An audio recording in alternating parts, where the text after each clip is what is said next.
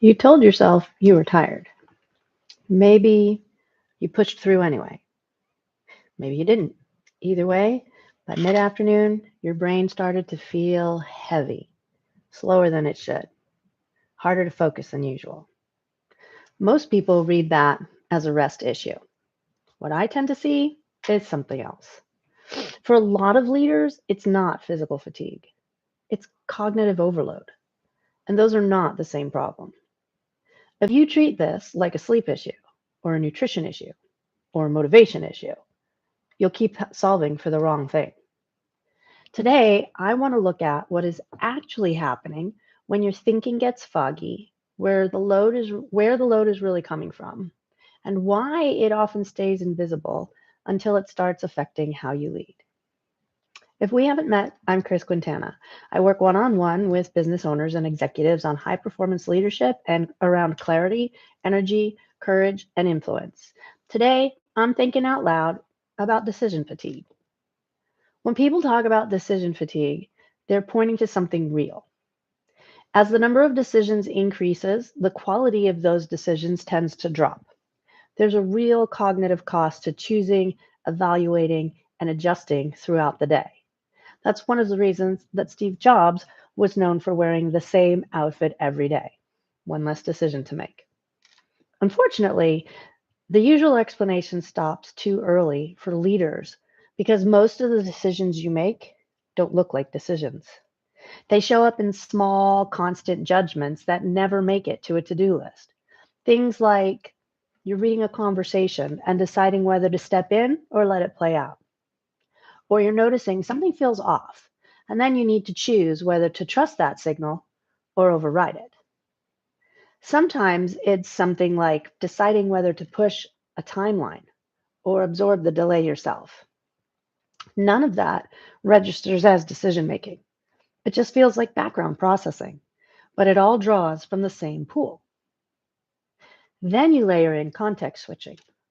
You move from strategy to operations, from problem solving to people management, from external conversations to internal processing.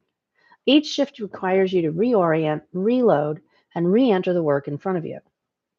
That cost is easy to underestimate. Personally, I had no idea that this took energy until after I had a concussion that killed my ability to set shift. I went from being able to do three things at once to having to set alarms to remind me to switch from one task to the next. Now, when I have to jump from one context to another, I use specific strategies that help me manage it. It's not just time, it's the energy it takes to keep re engaging at a high level. By early afternoon, most high capacity leaders have made several hundred decisions. They just haven't labeled any of them that way. I had a client who was struggling with afternoon fatigue. He was frustrated because he was paying attention to sleep, food, and exercise, all the things that contribute to physical fatigue, and none of it was helping. When we looked at his day, the problem became clear. Getting three kids off to three different schools, coming home to manage the contractor who was renovating his house, opening a new location in his business, and then planning for even more expansion. I was exhausted just listening to the list. And once he recognized it, the fog started to lift.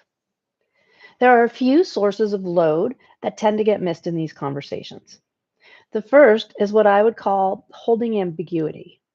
When something is unresolved, whether it's a personal issue, a strategic question, or a relationship that feels slightly off, it doesn't disappear when you move to the next task. Part of your attention stays with it. Your mind keeps running to it, looking for resolution, not finding it, and looping again. And that loop has a cost. Often, what is being preserved is short term stability. You're avoiding a difficult conversation or delaying a decision that might create friction, and in exchange, you carry it with you for the rest of the day. The more of these open loops you're holding with, you actually have available, even before your day fully gets going. So, the second source is emotional processing. Leadership requires constant calibration. You're reading tone, interpreting what is said and what is not said, adjusting how direct to be, deciding what needs to be addressed and what could pass. At the same time, you're managing your own internal response. A lot of high capacity leaders have a habit of regulating themselves quickly so they can stay composed and effective. And that works. It also means you're doing two layers of work at once. You are processing what is happening and managing your reaction to it in real time. The effort is rarely acknowledged, but this also adds up. I had a client who found meetings just exhausting. And this was a huge problem because part of her responsibilities were to mediate when team members were having a problem. To add to her frustration, she considers her mediation skills to be a huge strength. So getting exhausted by doing this was really starting to get to her. The thing she was missing was that while she was helping her team members see things differently, she was managing not only their emotional energy, but also her own. So it was no surprise that this wore her out. That is holding ambiguity and emotional processing. And the last one I want to talk about is the weight of responsibility. There's a specific kind of load that comes from knowing the outcome sits with you. The decision itself is not always complicated. What carries weight is the awareness of how much it matters, and that it affects people. That your decision has consequences you will be accountable for. As responsibility increases, that weight tends to sit in the background, even when you're not actively thinking about it. You're not just making decisions, you're carrying the impact of them. And this can be misread. This kind of fatigue doesn't always feel like effort. It often shows up as low motivation, shorter patience, or resistance to starting something new. Sometimes it's just a flatness that's hard to explain. Since it doesn't feel like thinking, it's easy to assume you need more energy. So, like the client I mentioned earlier, you look at sleep, nutrition, or discipline. Those things matter, they just don't address this layer. What's actually happening is that your decision capacity is getting used up in ways you're not fully tracking. Here's a distinction that tends to help with this. Some things move things forward, some decisions move things forward, others maintain the current state.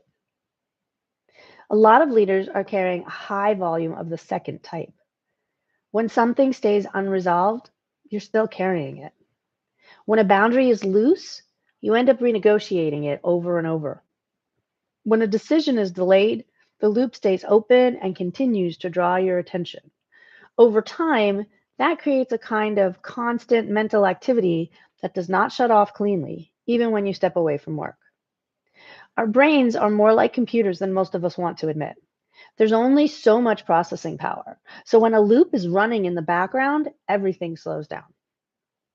For me, this shows up when I've been procrastinating, usually on my bookkeeping. If I'm not feeling good about cash flow, I might put off balancing the books a day, a week, 2 weeks. I know I need to get to it. And every time I sit down at my desk, there's the note on the whiteboard saying bookkeeping with the big empty checkbox next to it that needs to be checked off. And it may feel better in the moment, but day after day, oh, I need to do the bookkeeping. Oh, I need to do the bookkeeping. Oh, I haven't done the bookkeeping yet. There's so much to do. It takes up overhead in an already busy schedule. When people start addressing the real source of the fatigue, the first step, shift. When people start addressing the real source of the fatigue, let's try that one more time. 3 is usually a charm, right? We're live, it happens. When people start addressing the real source of the fatigue, the first shift is usually structural.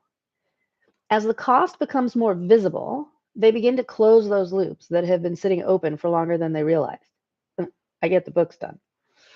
They become more selective about where their attention goes, which problems actually require their involvement, and which ones they've been holding simply out of habit. The focus shifts from trying to generate more energy to being more deliberate with the energy that is already there. That changes the experience of the day in a noticeable way. For a lot of people, the difference shows up in the afternoon first. The drop-off isn't as sharp. The fog lifts sooner. There's more clarity available later in the day.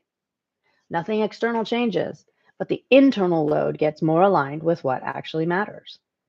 If your mind starts to feel cluttered by mid-afternoon, it's worth looking a little closer at what's drawing on it. Here's a question to open this up. Where is your energy already going without a clear decision to put it there?